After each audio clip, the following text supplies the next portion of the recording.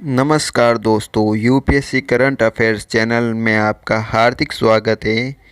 इस चैनल को आप लाइक और सब्सक्राइब करते रहिए, जिससे ये चैनल जल्दी से जल्दी आपको आईएएस से संबंधित करंट अफेयर्स के वीडियो अपलोड करना शुरू करेगा, जो आपकी तैयारी में महत्वपूर्ण भूमिका निभाएंगे और साथ में आईएएस मोटिवेशन के कुछ वीडियो भी अपलोड किए जाएंगे। तो इस चैनल को जल्दी से जल्दी सब्सक्राइब एंड अपने दोस्तों को शेयर करते रहिए, जिससे मैं इस चैनल की अच्छे से शुरुआत कर सकूं, क्योंकि आपके सपोर्ट के बिना ये चैनल अपनी उम्मीदों पर खरा नहीं उतरेगा। चलिए शुरू करते हैं आज के इस वीडियो। नमस्कार दोस्तों, एनजीटी ने कहा पटाखों पर पाबंदी लगाए सरकार। जी हां दोस्तों, नेशनल ग्रीन ट्रिब्यूनल एनजीटी ने केंद्रीय पर्यावरण एवं वन मंत्रालय तथा 4 राज्यों को पटाखों पर प्रतिबंध लगाने को कहा है। ट्रिब्यूनल ने कहा है कि लोगों की सेहत व पर्यावरण के हितों को देखते हुए 7 से 30 नवंबर तक यह प्रतिबंध लागू किया जाना चाहिए।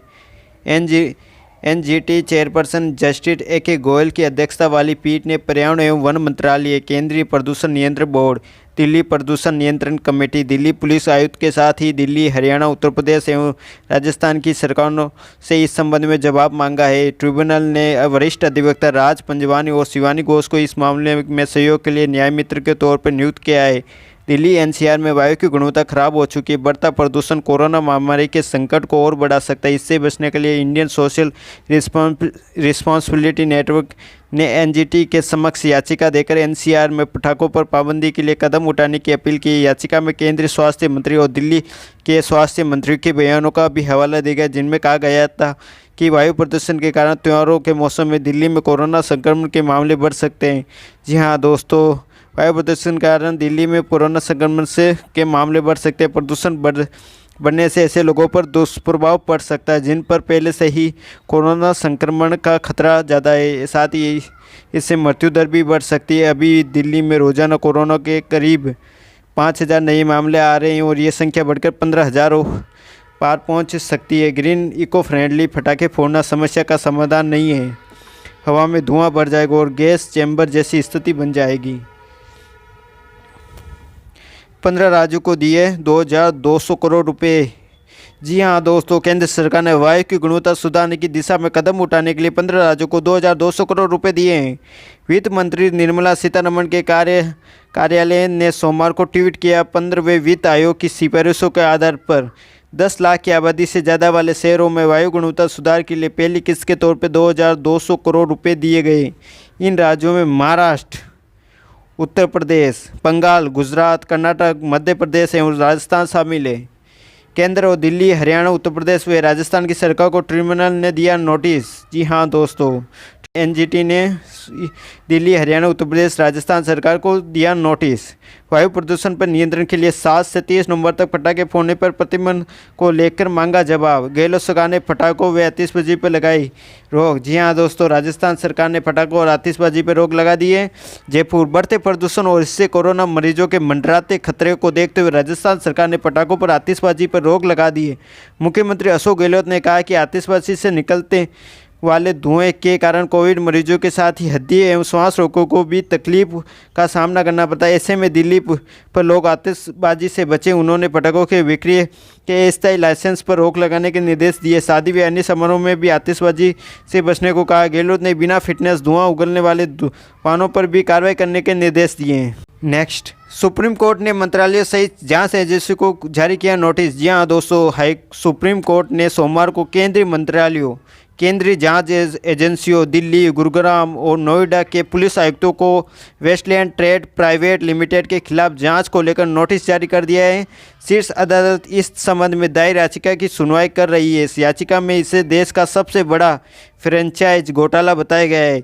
यह नोटिस मुख्य न्यायाधीश शरद अरविंद बोबड़े की अध्यक्षता वाली पीठ ने जारी किया है। पीठ सीबीआई, प्रवर्तन निदेशालय ईडी और विशेष जांच दल एसआईटी द्वारा विभिन्न अपराधों की जांच के लिए दायर याचिकाओं की सुनवाई कर रही थी। इसमें वेस्टलैंड ट्रेड प्राइवेट लिमिटेड के निदेशकों और लाभार्थियों द्वारा मनी लॉन्ड्रिंग और काले धन की जमाखोरी का मामला भी शामिल है। ये याचिका 38 लोगों के एक समूह द्वारा दायर की गई थी। इसमें कहा गया था कि वेस्टलैंड ट्रेड प्राइवेट लिमिटेड ने उन्हें ठगा है। सुप्रीम कोर्ट में दायर याचिका में कहा गया है कि इस कंपनी ने कई राज्यों में अपने फ्रेंचाइज स्टोर को चलाने के लिए लोगों से पैसे एकत्रित किए। इस दौरान उसने लगभग 500 निवेशकों से ठगी की है। नेक्स्ट, कृषि कानूनों को बाईपास करने को राजस्थान में 3 विधेयक पारित। जी हाँ दोस्तों, राजस्थान सरकार ने कृषि कानून को बाईपास करने के लिए 3 विधेयक पारित किए हैं। आइए जानते हैं कौन कौन से 3 हैं। केंद्रीय कृषि कानूनों को बाईपास करने के लिए राजस्थान सरकार की अशोक गहलोत सरकार ने सोमवार को विधानसभा में 3 संशोधन विधेयक पारित किए हैं। अब ये राज्यपाल कलराज मिश्र के पास मंजूरी के लिए भेजे जाएंगे। इससे पहले पंजाब सरकार ने केंद्रीय कानूनों के खिलाफ संशोधन विधेयक पारित किया था। जी हाँ दोस्तों, पंजाब के बाद राजस्थान ने कृषि संशोधन विधेयक पारित किया है।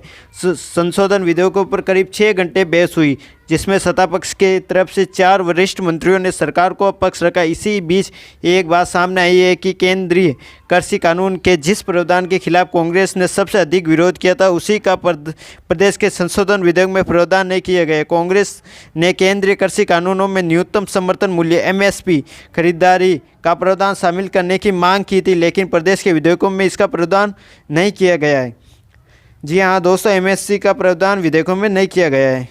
संशोधन विधेयकों में केवल संविदा खेती में ही एमएसपी का प्रावधान है। सामान्य किसानों द्वारा मंडी में या अन्य जगहों पर उपज बेचने पर एमएसपी का प्रावधान नहीं किया गया था। कृषि उपज व्यापार और वाणिज्य संवर्धन और सरलीकरण संशोधन विधेयक में एमएसपी का प्रावधान नहीं है। हालांकि विधेयक में किसान के उत्पादन पर 3 से 7 साल की सजा और 5 लाख रुपए के जुर्माने का प्रावधान है। करार के बावजूद भी किसानों की उपज नहीं खरीदने और 3 दिन में भुगतान नहीं करने का भी किसानों को उत्पीड़न माना जाएगा। जो संशोधन विधेयक पारित किए गए हैं उनमें कृषि उपज व्यापार और वाणिज्य संवर्धन और सरलीकरण राजस्थान संशोधन विधेयक 2020, कृषक सशक्तिकरण और संरक्षण, कीमत आश्वासन व कृषि सेवा पर करार राजस्थान संशोधन विधेयक 2020 व आवश्यक वस्तु विशेष उपबंधन और राजस्थान संशोधन विधेयक 2020 शामिल है।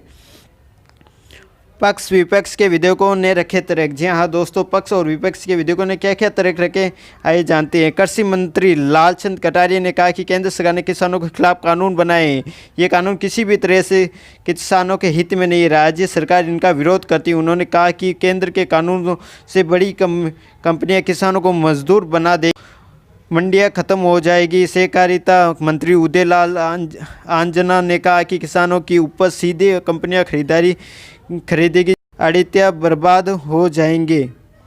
भाजपा विधायक दल के उपनेता राजेंद्र राठौर ने कहा कि राज्य सरकार केंद्र के बिल के लिए ऐसी भाषा का प्रयोग कर रही है जैसे वे पाकिस्तान की सरकार का हो। बहस के दौरान राज्य सरकार के विधेयक संविधान के खिलाफ हैं। दोनों पक्षों के दर्जनों विधायकों ने अपना पक्ष रखा। संविदा खेती में एमएसपी का प्रावधान, अन्य में नहीं। किसानों का उत्पीड़न करने पर 7 साल की सजा। नेक्स्ट, चीन को चुनौती देने के लिए बड़ा नौसैनिक अभ्यास। जी हाँ दोस्तों, आज से शुरू हो रहे अभ्यास में भारत, अमेरिका, जापान और ऑस्ट्रेलिया की हिस्सा है। 4 देश भारत, अमेरिका, जापान, ऑस्ट्रेलिया नौसैनिक अभ्यास में शामिल हो रहे हैं। 2 चरणों में होगा मालाबार संयुक्त नौसैन्य अभ्यास। नौसैन्य अभ्यास का नाम है मालाबार और ये 2 चरणों में होगा। 1992 में भारत व अमेरिका की सहभागिता से हुआ। इसकी शुरुआत 1992 में भारत व अमेरिका की सहभागिता से हुआ था। आइए जानते हैं इसके बारे में संपूर्ण जानकारी इस वीडियो में।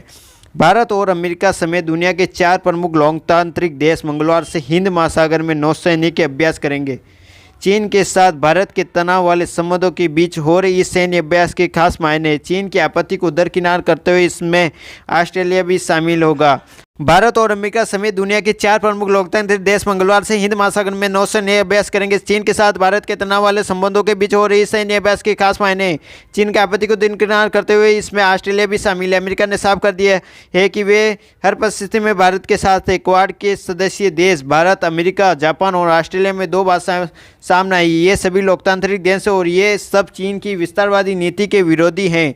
शायद इसलिए इन देशों ने वार्षिक मालाबार से नौसैनिक अभ्यास के लिए इस बार चीन के नज़दीक का हिंद महासागर चुना है।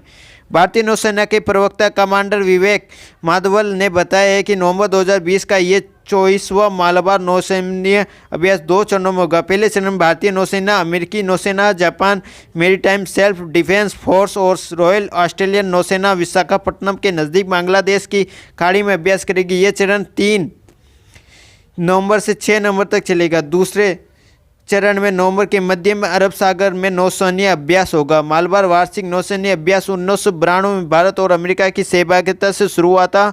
2015 में इसे जापान में शामिल हुआ था। इस बार के अभ्यास में ऑस्ट्रेलिया भी शामिल हो रहा है। जी हाँ दोस्तों, अब नया देश ऑस्ट्रेलिया भी इस मालाबार नौसेना अभ्यास में शामिल हो रहा है। इस नौसेना अभ्यास में अमेरिकी नौसेना का guided missile destroyer US John S McCain, Australian navy का हेलीकॉप्टर के साथ लॉन्ग रेंज फ्रिगेट बालाराट और जापानी नौसेना का हेलीकॉप्टर के साथ टेस्ट्रॉयड ओनामी भाग लेगा। पहले चरण में भारतीय बड़े बेड़े का नेतृत्व रियर एडमिरल संजय वात्स्यायन करेंगे। ये नौसेना की ईस्टर्न फ्लीट के फ्लैग ऑफिसर कमांडिंग है। भारतीय नौसेना अपने destroyer Ranvijay frigate Shivalik offshore patrol vessel Sukanya fleet support ship Shakti और सबमरीन सिंधुराज के साथ संयुक्त अभ्यास में भाग लेगी। इनके साथ ही भारत नौसेना का advance jet trainer Hawk long range maritime patrol aircraft P-8I Dornier maritime patrol aircraft और कई हेलीकॉप्टर भी अभ्यास में हिस्सा लेंगे। इस दौरान कोविड-19 महामारी से बचाव के बड़े इंतजाम भी किए गए। सभी नौसेना अपने अपने फ्लीट के साथ एक दूसरे को सहयोग करेगी। इनका उद्देश्य हिंद प्रशांत महासागर क्षेत्र में कानून व्यवस्था और स्वतंत्र आवागमन बनाए रखना है। नेक्स्ट अचूक होगा T-9 टैंक और असाल्ट राइफल का निशाना। जी हाँ दोस्तों, T-19 टैंक और असाल्ट राइफल में निशाने को अचूक बनाने की दिशा में आर्ट्सनेस फैक्ट्री देहरादून OFD ने बड़ी सफलता हासिल की। फैक्ट्री ने T-90 टैंक के लिए मजल बोर साइड तो असाल्ट राइफल के लिए डैश साइड टेलीस्कोप तैयार किया। खास बात है कि ये उपकरण पूरी तरह से स्वदेशी है। इससे उनकी लागत में 20 से 50% तक की कमी है। भारत अभी तक इन रक्षा उपकरणों के लिए इजराइल और रूस पर निर्भर रहता था। सोमवार को पत्रकारों से रूबरू आर्डनेस फैक्ट्री के महाप्रबंधक PK दीक्षित ने बताया कि मजल बोर साइड T-19 टैंक की गन में फिट होती है। इसमें ऑप्टिकल जूम 13 गुना क्षमता का, इससे गन को सटीक निशाना लगाने में मदद मिलेगी। अब तक इस साइट को रूस से आयात किया जाता है। फैक्ट्री में जो साइट तैयार की जा रही है उसकी लागत में अभी 50% की कमी है। सेना के साथ इसके सभी ट्रायल सफलतापूर्वक पूरे कर लिए गए हैं। मार्च 2021 तक इनका उत्पादन शुरू हो गया। फैक्ट्री प्रबंधन को उम्मीद है कि सेना की ओर से कम 300 साइट तैयार करने का ऑर्डर मिलेगा। इसी तरह असाल्ट राइफल के डे साइट के सफल ट्रायल से भी फैक्ट्री प्रबंधन का उत्साह आसमान पर। हालांकि इस साइट का कितनी संख्या में निर्माण किया जाएगा ये अभी तक तय नहीं हुआ। पत्रकार वार्ता में ऑर्डिनेंस फैक्ट्री के अपर महाप्रबंधक SC जहाँ भी उपस्थित है। वो ऑर्डिनेंस फैक्ट्री के महाप्रबंधक PK दीक्षित ने बताया कि असाल्ट राइफल की डे साइट के लिए सेना ने टेंडर आमंत्रित किए हैं। सेना बाजार की प्रतिस्पर्धा के हिसाब से उत्पादन खरीदने की इच्छुक है। लिहाज ऑर्डिनेंस फैक्ट्री ने टेंडर भर दिया है। कुल 8 कंपनियां मैदान में हैं। महाप्रबंधक के मुताबिक तकनीकी बिड में फैक्ट्री सफल हो चुकी है। अब फाइनेंशियल बिड का चरण बाकी। उम्मीद है कि सेना ऑर्डर ऑर्डिनेंस फैक्ट्री को ही मिलेगा। पहली बार 4 गुना ऑप्टिकल जूम तैयार। असाल्ट राइफल की जो डैश साइट इजराइल और रूस के सहयोग से तैयार की जाती है उसकी क्षमता सिंगल एक्स जूम की है। अब जो साइट फैक्ट्री में तैयार की गई है वे 4 गुना क्षमता की है। इससे हमारे जवान दुश्मन के शरीर के उस छोटे भाग को भी टारगेट कर पाएंगे जहां बुलेट प्रूफ जैकेट या अन्य सुरक्षा कवच उपलब्ध नहीं रहते। महाप्रबंधक PK दीक्षित ने कहा कि अगले चरण में 24 और 48 गुना जूम की साइट तैयार की जाएगी। स्नाइपर राइफल के लिए इस तरह की साइट तैयार करने की योजना है। धन्यवाद दोस्तों।